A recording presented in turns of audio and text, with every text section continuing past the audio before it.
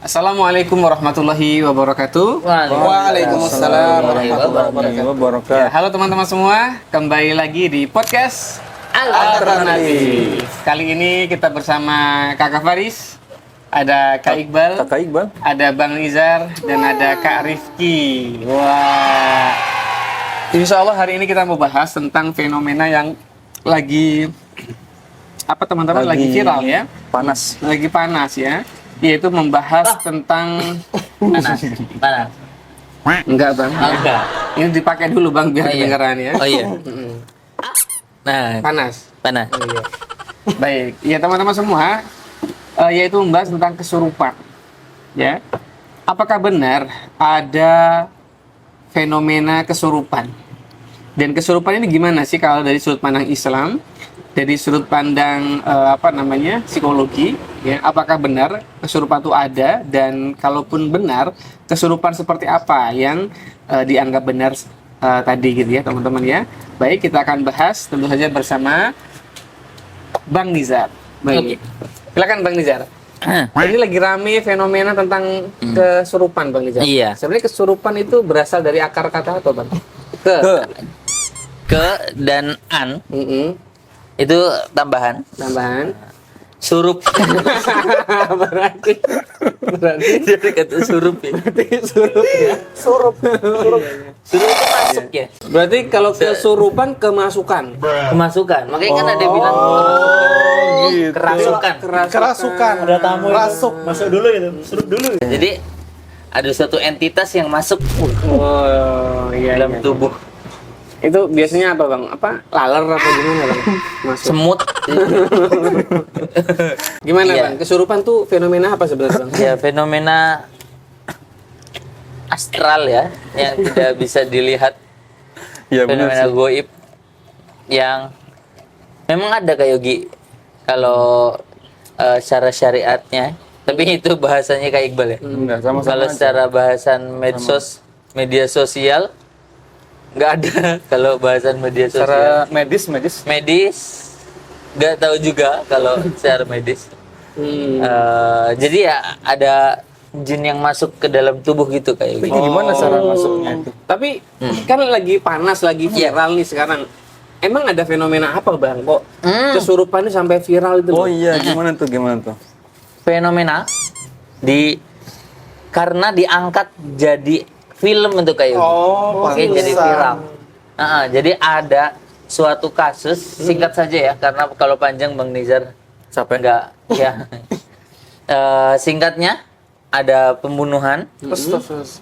Boleh nggak bahas pembunuhan di YouTube nanti? Iya, kan cuman bilang gitu Iya, aja. ya ada kan kasus boleh. pembunuhan seorang wanita Dan pria. dan pria bersama pasangannya gitu ya, dibunuh oleh beberapa orang gitu ya. Kemudian setelah itu si sahabat yang terbunuh ini Heeh.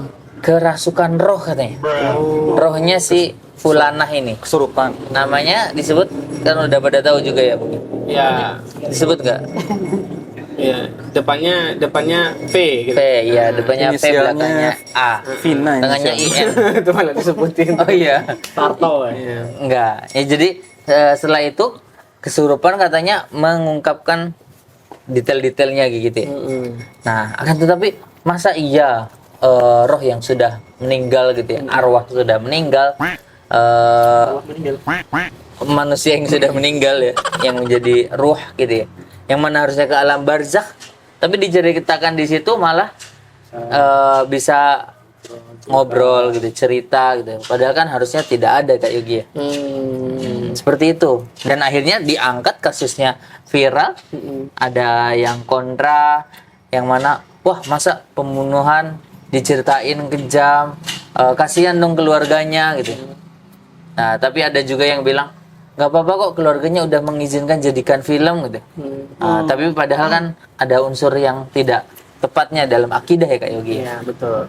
Seperti itu Kak Dan Yogi. ini ya, filmnya sudah sampai 6 juta penonton ya. Iya. Jadi banyak uangnya, iya. Mm-mm. Oke, baik. Kalau kita lihat kesurupan ya, kesurupan ini memang fenomena yang lagi panas karena memang ada kasus yang sedang diangkat di negara kita ya tentang pembunuhan gitu ya. Nah, sebenarnya gimana Kakak Faris? Kalau dari sisi Pakar pakar Kehukuman. hukum pidana ini gimana ini? Ini kesurupan bisa dipidana nggak ini? Apa gimana ini? Kesurupan bisa dipidana kalau dilakukan sama orang yang tidak kesurupan. Susah nih emang. Nggak bisa dipidana ya, karena dianggap orang gila lah, disamakan dengan orang gila. Tapi kesurupan tuh gimana? Dari sudut pandang hukum tuh dipercaya nggak orang kesurupan gitu? Kalau dari sisi perspektif hukum, Bisa jadi kesaksi nggak kayak gitu tuh, Mas Faris? jelas nggak bisa menjadi saksi, karena kan orang yang memberikan kesaksian itu dia harus melihat langsung, harus mendengar langsung. Nah, masalahnya di dalam hukum pidana harusnya yang menjadi saksi dia adalah manusia gitu, orang gitu. Agar apa? Agar dia bisa dihadirkan di sidang. Lah kalau jin, apakah bisa dihadirkan di sidang? Bisa nggak? Bisa, hanya saja secara untuk membuktikan secara empirik itu sesuatu yang mustahil. Buktikan secara ilmiah ya nggak mungkin lah. Kita kan nggak bisa ngelihat jin ya. Ya, dan itu membedakan dia beneran kesurupan sama enggak kan juga orang bisa manipulatif. Nah, ya? bisa manipulatif juga kan, kita nggak tahu. Nah, itu harusnya psikolog yang menjelaskan apakah memang dia itu beneran kesurupan karena beneran kesurupan setan ataukah kesurupan karena dibuat-buat. Cuma gini Kak Yogi ya, yang perlu kita lihat ini agak lucu gitu ya. Pandangan masyarakat, mereka kan takut dengan roh halus bukan roh kudus. Roh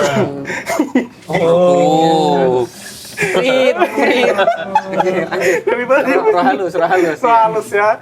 Nah, mereka kan takut jadi kesurupan roh halus. Roh halus itu siapa? Roh dari orang udah mati. Padahal dalam perspektif Islam, orang jin roh halus pun dia mati gitu. Nah, berarti kalau gitu berarti roh halus bisa dirasuki oleh roh halus atau gimana ya?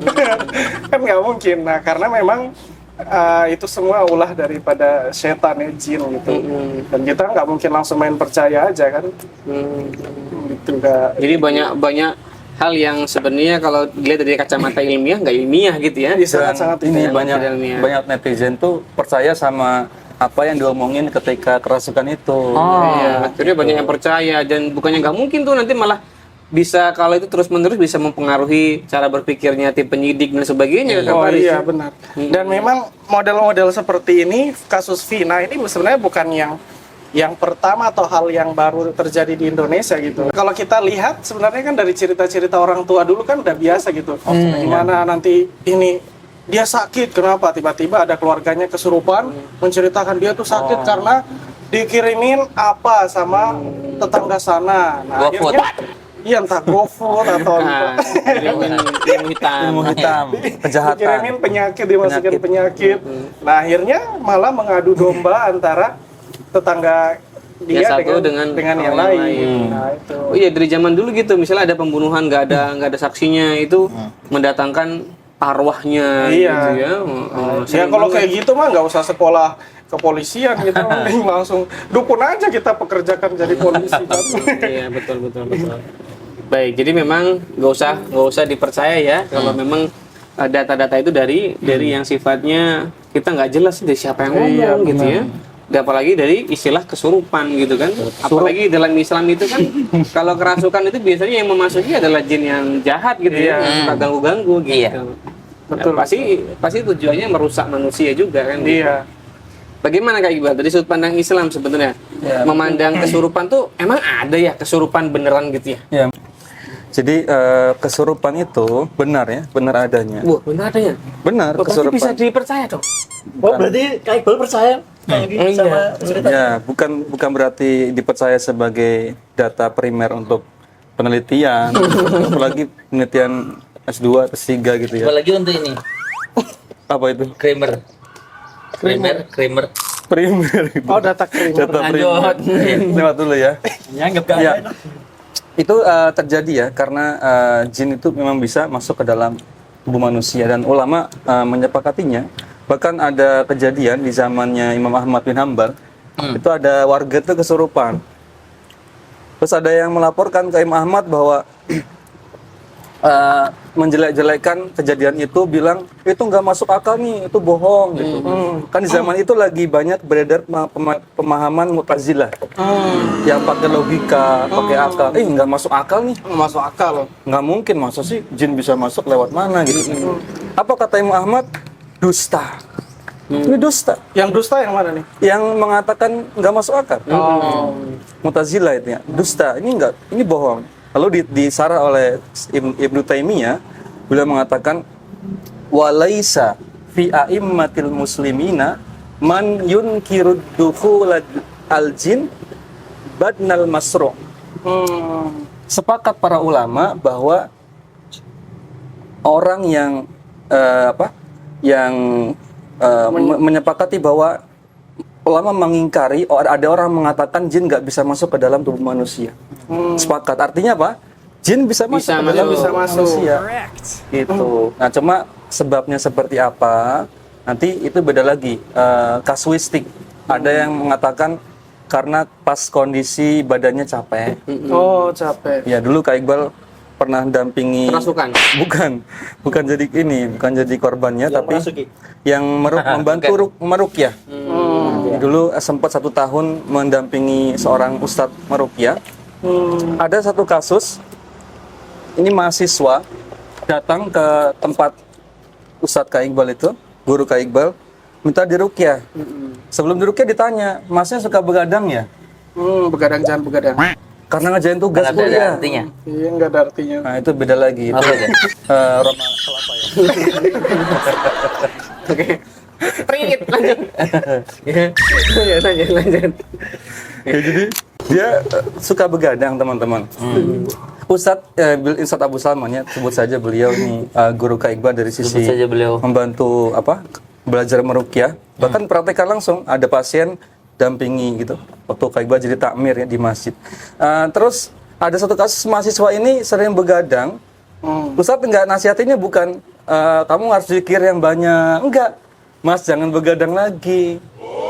Mungkin juga faktor kedua, tempatnya, lingkungannya memang sebelumnya memang sudah ada jin yang menempati, kemudian iseng, ganggu.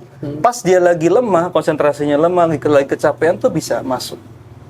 Berarti Bisa masuk. setan bisa masuk ke tubuh manusia jika kondisi imannya juga lemah, berarti bisa. Iman dan imun lemah. Iman dan Iya. Imun Kalau imin, Imin nggak jadi. nggak bisa. Imin sudah. Jadi bapres. lanjut. Jadi iman dan imun. Iya, iman dan imun. Ini dari sisi prakteknya ya. Ini praktisi yang berbicara praktek di lapangan. Ternyata tidak hanya masalah iman, tapi imun juga. Kecapean itu bisa itu kena. Kan ngefek ya. Kalau lagi capek kan kadang kita lagi malas ibadah kan, Iya, betul. malas zikir. Akhirnya kena masuk. Nah, itu peluang masuk ya. Peluang itu. Entah masuknya dari mana, Allahu a'lam ya. Makhluk Tapi kalau udah gaib. masuk bisa keluar ya.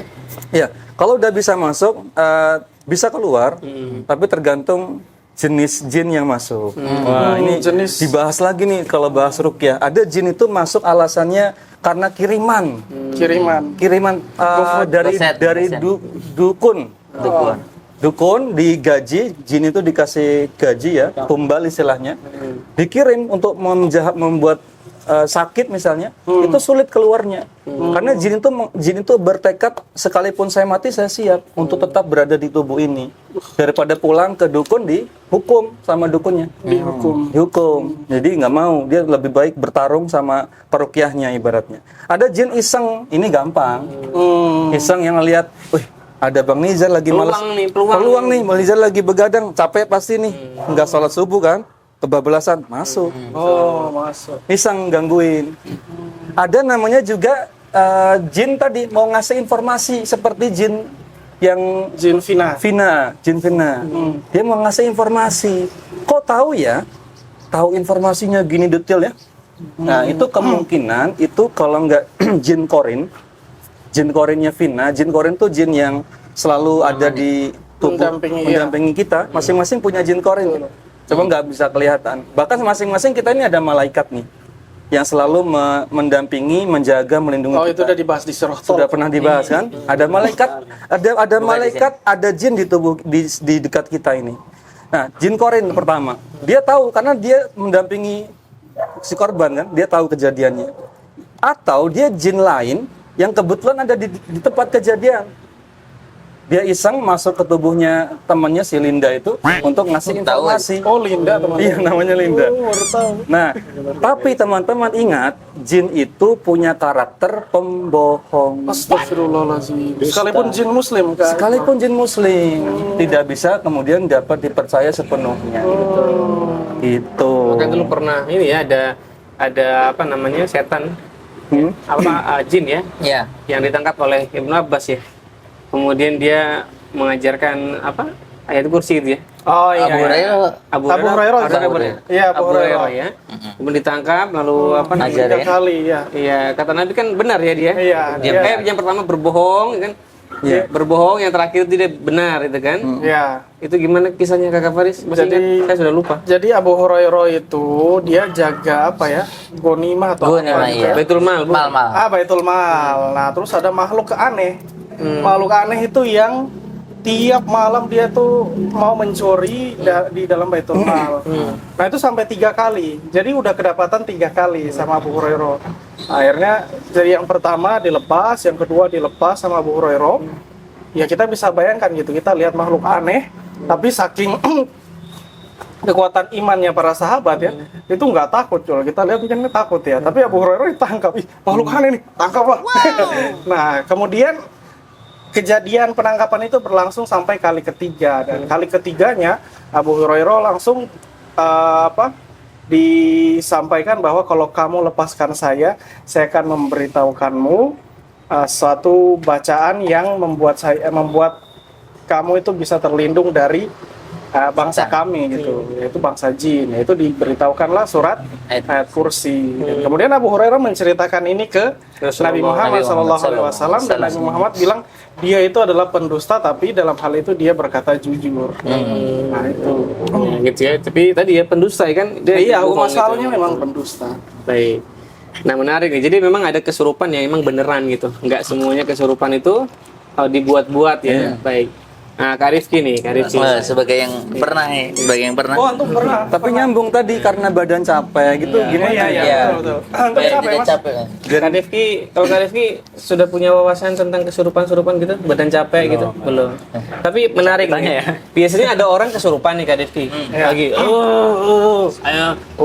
aing mau gitu misalnya gitu ya.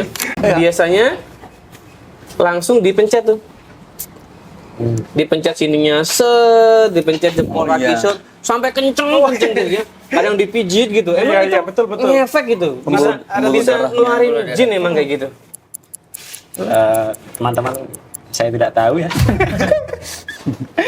Ya, kalau dari sisi ilmu keolahragaan ya kayak gitu. Kan pijet-pijet kan sebenarnya ada manfaatnya. Yang pertama melancarkan peredaran darah. Iya. Kemudian mensimulasi hormon, endorfin, hormon apa lagi? Serotonin, dopamin. Menurunkan hormon kortisol. Nah, kalau tadi dikaitkan dengan orang kesurupan terus dipijet-pijet, nah ini apa ya? Gak ada hubungannya mungkin ya kayak gitu ya? Ini Karifi. Dari sisi yang Kak Rifki ketahui ya, mungkin Ada mungkin Dari sisi kebugaran. melancarkan peredaran darah. mungkin itu ya. Kan Karena jin jin kan bisa. mengalir ke dalam tubuh manusia ketika dia Iya. mengalir dalam darah manusia. Ya, makasih. Kak. Nah, mungkin dipijit kayak gitu, jinnya mungkin awalnya nyumbatin darah apa gimana ya? Ketika Iya, iya, iya. Kenapa jadi cocok logi seperti ini ya, guys? Iya, kayak itu kalau gitu kayak gue cerita lagi satu pasien yang kesurupan. Dipijet gitu ya? Waktu boleh ya tapi ya. Oh ya, Jangan sebut nama. Ya, jadi waktu Kak Iqbal mendampingi pasien kesurupan itu, teman-teman, memang di antara caranya itu dipijat dulu sebelum diruqyah. mungkin Kenapa? nanti ya. Supaya peredaran darahnya lancar dulu, itu bisa. kemudian diminumin segelas air yang sudah diberi habatus sauda atau madu, air hangat. Air hangat lebih gampang ya untuk dicerna di tubuh ya. Air hangat soalnya ini. Karena ketika kita distimulasi hangat apapun ya, entah itu oles, minum, itu nanti itu kita ada yang namanya vasodilatasi. Apa itu? Pembuluh darah kita melebar. Oh, gitu. Udah melebar, pasukan oksigen lancar, Kayak darah lancar. lancar gitu. Oh, pantesan itu guru Kak Iqbal waktu itu ngajarin gitu, air hangat dikasih madu atau habatus sauda, diminumin ke pasien tapi sebelumnya dipijat dulu punggungnya semuanya, kepalanya. Pijat, air panas. Iya, bacain ayat kursi atau Fatihah atau ayat lainnya, dengan niatkan karena Allah, ikhlas, diminumin. Kalau pas lagi ada jinnya itu langsung efek gitu. Reaktif. Langsung kena, karena jin nggak bisa lari, dia ada di pembuluh darah kan. Tadi sesuai tadi penjelasan tadi, itu akan terus dikejar sambil kejang-kejang itu. Begitu gas waktu itu kayak gue megangin kaki biasanya, ustadznya megang di telinga untuk bacain ayat-ayat Quran. Kayak gue suruh pijitin bagian pembuluh darah dan urat-urat nadi. Nah, itu suruh pijitin itu terus sambil baca. Jadi dapat insight baru ya. Di situ. Sebenarnya- Dan sempat kejadian jinnya itu ada jenis yang kemudian karena mungkin kuat kali ya, dia sampai bergerak di peredaran darah itu, bergerak di kulit keluar seperti benjolan jalan. Gitu. Kita kejar sampai keluar, cara ngeluarinnya ke ujung-ujung jari atau ke mulut sama ujung-ujung kaki. Makanya ditarik, diremes terus sampai dikeluarin gitu. Atau ke lewat mulut, muntah dimuntahin. Iya. Ada beberapa cara. Jadi sangat berkaitan sama olahraganya. Ternyata ya. Iya. Baru tahu juga ya. Iya. Soalnya kalau orang kesurupan, biasanya kalau ini kan respon mental juga ya. Nah, gimana dari Juga. sisi mental Biasanya kita kan stres ya orang itu. iya, betul, Tertekan. Jadi peredaran darah pasti menyempit tuh. Menyempit ya. Namanya vasokonstriksi. Iya. Kontraksi. konstruksi. Vasokonstriksi. Oh, konstriksi beda A sama I. Jadi itu mungkin bisa ya untuk merilekskan ya, biar lebih rileks, biar lebih gitu. tenang. Mungkin itu maksudnya. Jadi Sama ini Kak Yogi, saya mau nanya ini sekalian pertanyaan buat Kak Yogi ya. Kak Yogi belum. Saya punya pengalaman dulu ya tahun Serupan. 2015 ya, ikut daurah bahas kitabnya Syekh Wahid Abdul Salam Bali di tempatnya Ustadz Agus Hasan Basori. Nah itu kita daurah kitab 3 hari tentang Ensiklopedia. kitab Ruqyah. Pasca itu kita dikasih sama ada Ustadz yang mengcoaching kita khusus untuk Ruqyah. Namanya Ustadz Arifuddin Hafizahullah Ta'ala. Nah itu kita didatangkan pasien, ada sejumlah pasien entah puluhan apa berapa puluh gitu ya. Itu satu orang dapat satu pasien, praktek ilmu yang sudah didaurahkan. Nah waktu itu saya dapat gini Kak Yogi, saya dapat satu orang, ya sebenarnya bukan satu orang, cuman ini kasusnya saya mau ceritakan, saya dapat satu orang, dia itu datang dalam kondisi sadar. Datang dalam kondisi sadar. Nah, kebetulan metode yang diajarkan kepada kami dalam meruqyah itu adalah meruqyah tanpa kesurupan. Nah, jadi gimana caranya meruqyah tanpa kesurupan? Kita pendekatannya adalah tazkiyatun nufus. Oleh sebab itu sama guru kita yaitu Ustadz Arifuddin itu menyarankan untuk para peruqyah itu membaca kitab-kitab seperti Ighatsatul Lahafan, kemudian ada wadah dan seterusnya. Bukan membaca kitab-kitab ruqyah ternyata, tapi kita diminta untuk mematangkan ilmu-ilmu tazkiyatun nufus. Nah, tapi gini Kak Yogi ya, dia datang dalam kondisi sadar. Kemudian kita diajarkan ada beberapa teknik wawancara untuk yang kesurupan ya. Salah satunya pendekatannya adalah bagaimana dia itu taubat, mengingat Allah dan seterusnya. Nah, ini pada saat dia menceritakan itu kan awalnya dia bicara dan normal, iya saya suka begini-gini ini. Nah, tiba-tiba gitu, udah mulai. Nah, tapi kan kata Ustadz jangan biarkan dia kesurupan. Ngertinya kalau dia kesurupan nanti tubuhnya dia sudah nggak dikendalikan lagi sama dia gitu. Nah, tapi kan ketika saya minta masnya tetap sadar ya, tetap sadar. Langsung nah, maksud Anda tuh kayak ada apa ya? Seakan-akan mau switch gitu, mau switch. Nah, tapi ketika kita sadarkan orangnya, sadar gitu, jangan mau kesurupan. Langsung dia sadar lagi. Tapi begitu dia terbawa dengan cerita dia dan dosa dia, gitu. Nah, itu gimana kayak gitu? Ini ya kan yang menghadapi Mas Pak di sini. Enggak, maksudnya dari sisi psikologi kan kita nyatanya kita kan nggak bacain ayat sama sekali. Maksudnya mental health ya. Nah, itu nggak dibacain ayat sama sekali. Cuman ngobrol biasa aja. Kayaknya pakar psikologi perlu duduk sama pakar pakar ruqyah. Kita undang aja ya. Karena mungkin saja ini apa? Bahwa sudut pandangnya mungkin saja ya setan itu ketika dia mempengaruhi, memasuki manusia, itu nggak sampai yang kemudian benar-benar mengambil alih. Tapi bagaimana jika setan itu seperti yang di surat An-Nas ya? Dia di hati manusia itu, di dada manusia dibisik-bisikin terus. Sehingga perilakunya jadi futur, dia jadi sering ngurung diri, bahkan mungkin depresi itu, ya, putus asa dan sebagainya. itu juga mungkin sudah bisa dihitung sebagai kerasukan jangan-jangan gitu ya. Ya dia artinya dikendalikan oleh apa namanya bisikan-bisikan setan tadi gitu. Nah, tapi intinya kalau dalam psikologi memang untuk kesurupan itu kami dulu diajarkan bahwa ada yang memang kesurupan itu betul kesurupan karena ini tinjauan-tinjauan dari syariat Islam memang ada. Tapi juga banyak kesurupan yang sifatnya itu dibuat-buat oleh manusia. Dan ini biasanya dikenal dengan histeria. Histeria. Oh, histeria kan nama siapa ya? Namanya ini. Mau Nah, bilang itu wahana. gangguannya itu. Jadi biasa karena adanya stres, ya tekanan, ya kecemasan yang berlebihan, overthinking orangnya, lagi banyak masalah gitu. Sering film horor, nonton film Nah, horor. apalagi sering tersugesti dengan yang sifatnya horor-horor, goib-goib gitu ya.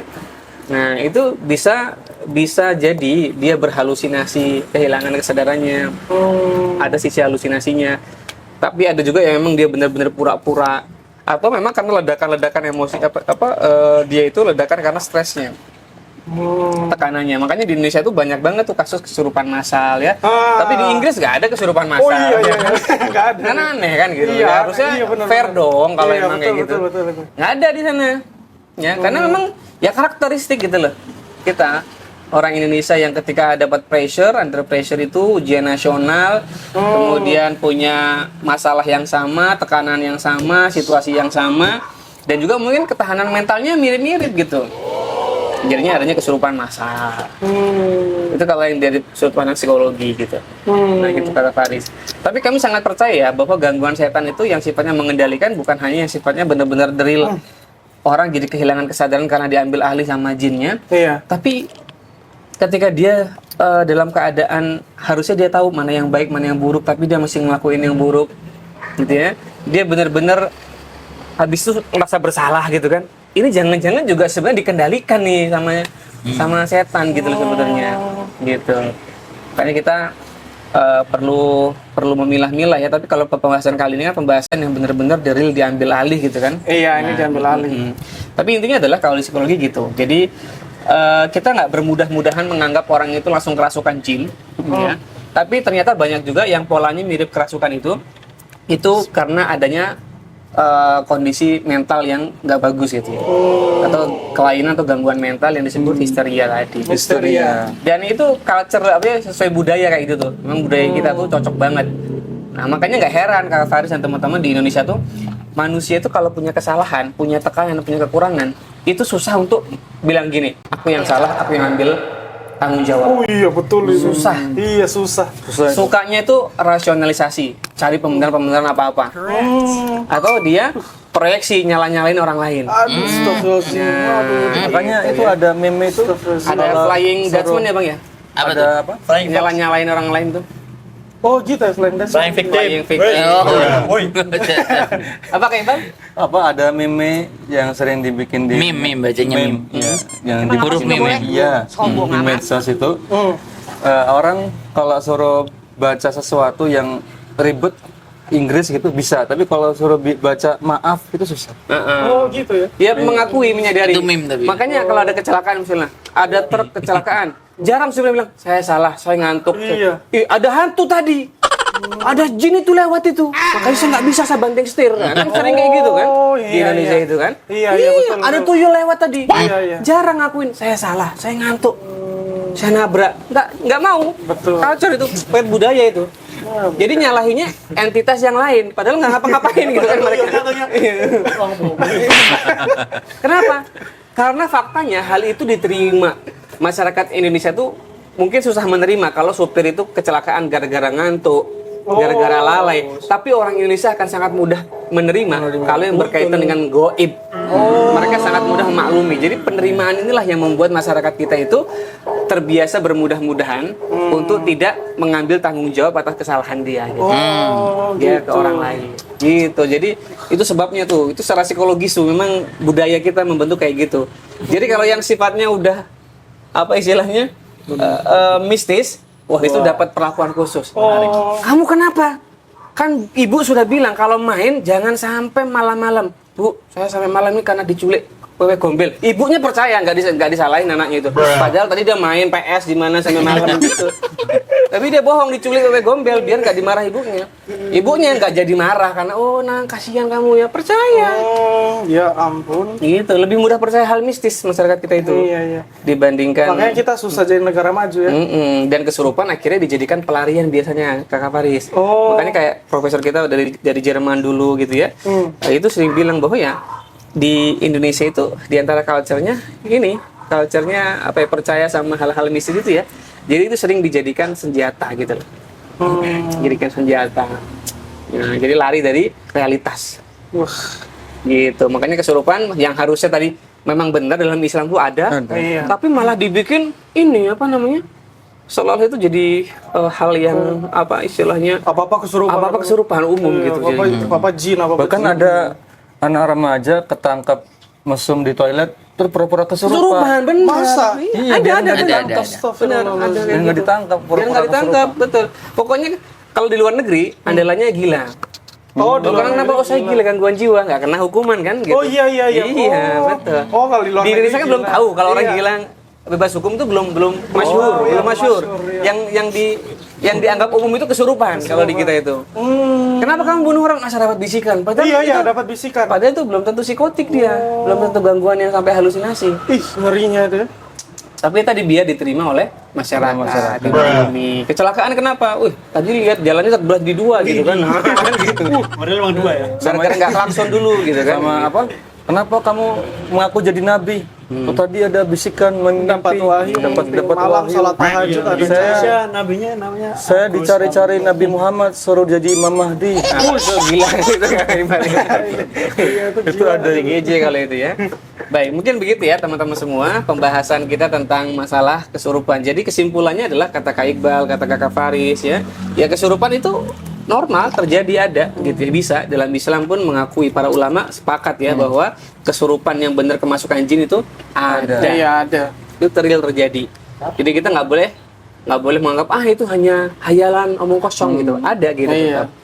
Tapi banyak juga yang pura-pura gitu, memanfaatkan situasi itu, memanfaatkan keadaan itu gitu ya. Biasanya orang-orang seperti itu orang yang punya kesalahan, ya, punya kekurangan tadi. Dan itu fenomena yang terjadi saat ini ya Bang Nizar ya, banyak yang pura-pura gitu juga ya. Iya. Jadi kesimpulannya- biar terkenal, biar apa gitu. Kasus Vina itu Bang, kesimpulannya itu kesurupan tipe apa? Menurut Bang Nizar? C. Kayak SIM aja gitu. SIM C. Baik.